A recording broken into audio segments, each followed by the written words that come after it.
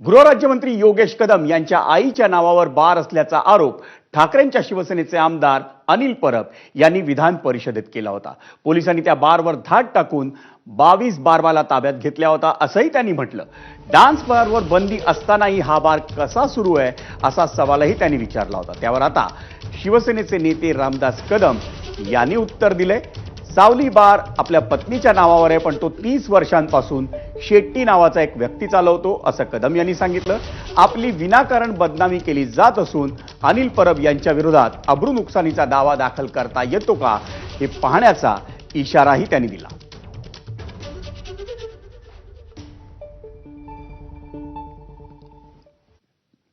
मुंबईमध्ये कांदिवलीमध्ये सावली bar and restaurant आहे।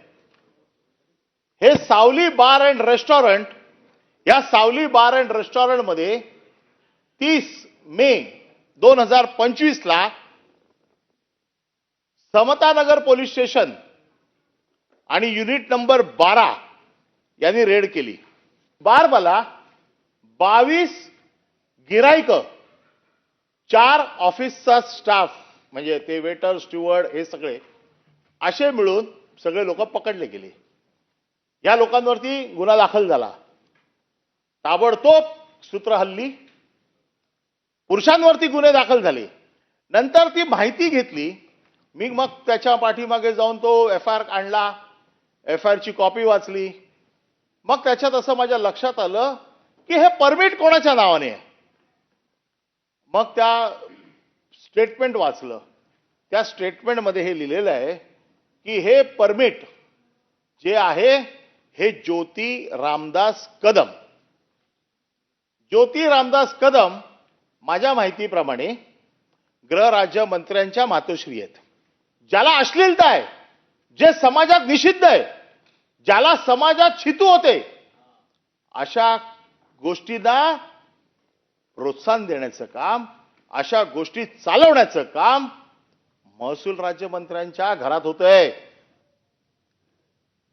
आणि अनिल परबांच्या या आरोपांवर रामदास कदम, शिवसेना नेते रामदास कदम यांनी एबीपी माझाला जी मुलाखत दिली त्यात ते काय म्हणालेत आपण तेही पाहूयात। कलम 8 मध्ये स्पष्ट म्हटलं आहे, अग्रीमेंट करून ज्याला चालवायला दिलेली असेल तो जबाबदार असतो।